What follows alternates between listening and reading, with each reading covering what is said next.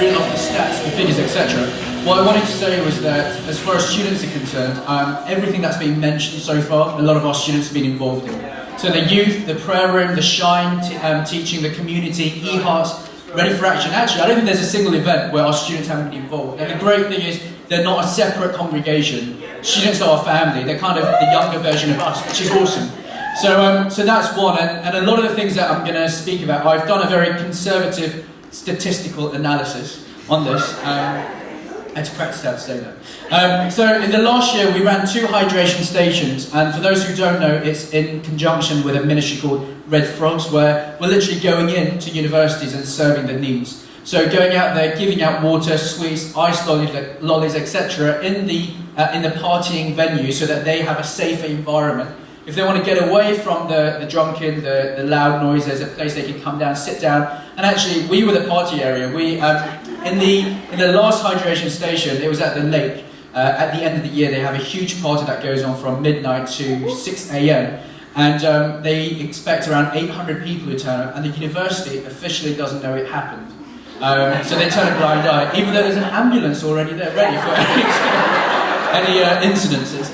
But we went there and we gave out, and they had no electricity, but we had electricity because we had privileged access with hydration station. And this guy came along with a boombox, an old school boombox, and started DJing on his iPod with reggae, etc.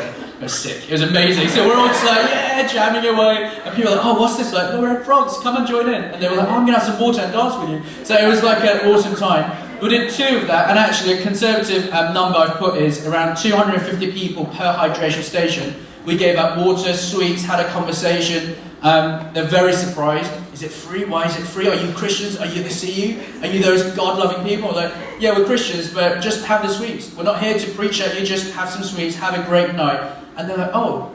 And one person came up to me and said, all right, give me the spiel, talk about God, and then I'll have the sweet and walk. I was like, I don't want to give you the spiel, have some sweets and go away. And they were just like, oh, you're just giving us the sweets. Like, yeah, just have a great night. Like, let's have a good time. And actually that, again, as Danny said, is breaking down the barriers of, they don't want to just preach at us, they're just here to look after us. And people come and start engaging in a very different way.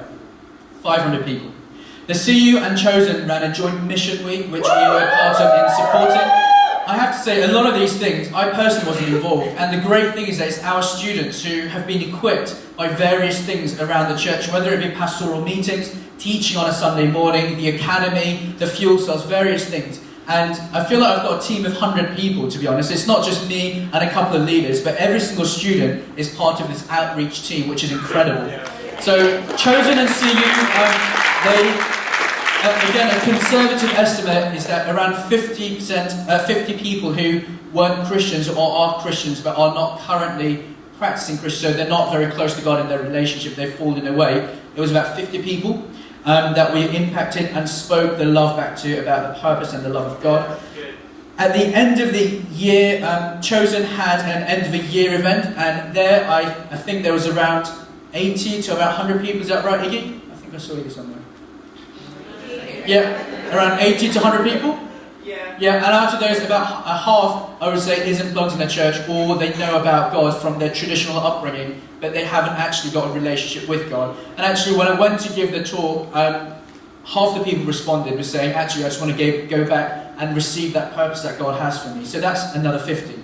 During fuel cells, we had 2 fuel cells running this year, and actually, having spoken to the fuel cell facilitators, there were about 10 students who came regularly, who aren't Christians. They just come along with their friends, find out, ask a few questions, say, well, I went to church as a kid, went to Sunday school, I was brought up Catholic. So those 10 people continuously are getting the Word of God into their lives on a week-by-week basis. In terms of the Hub, which is the evening meeting we started for students and young adults, we had about 5 new faces turn up in the last 3 meetings that we had, and those were the friends of others.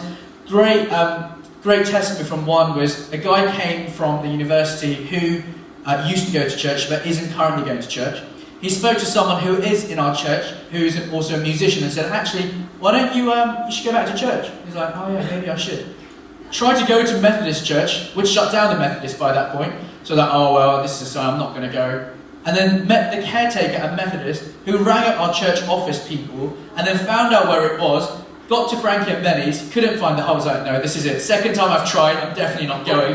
And then they met someone who they knew. I was like, oh, we're over here. So actually, they were trying so hard not to come, but God just drew them in. Yeah.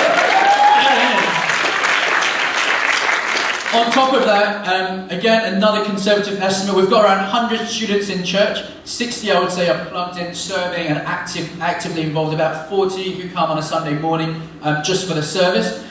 But actually, having spoken and met with a lot of the students, they talk about and they have this passion about speaking about what God's done for their lives. So after the weekend away, student weekend away, I met with some of the students, and they spoke about, I was talking to this friend and what God did to me and how he released me from this fear of doing this and that. And it's just a natural way of living. They're not throwing the Bible at their friends. They're just sharing their journey with them. So on that, I've said, okay, well, let's say there's 100 people, and it's definitely a lot more, but if we say they spoke to 2 people each who are non-Christians about their faith, that's 200 people who are continuously getting this message of love and purpose and grace of God into their lives from our students.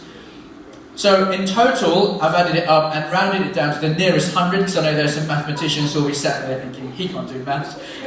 It's come to 800 people, 800 non-Christians that we have impacted through every single person in the school. So, thank you very, very much. And as I said before, this is not, I am here as the figurehead, but this is all down to our students, every single one of them, all the other leaders and you guys, and the financial support that you put in is incredible.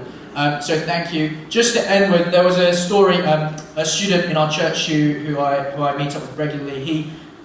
He is in first year. He met a guy who's a good friend, and he was a Christian, but actually stopped coming to church. And he lost his way a little bit. So he came to me and said, what do I do?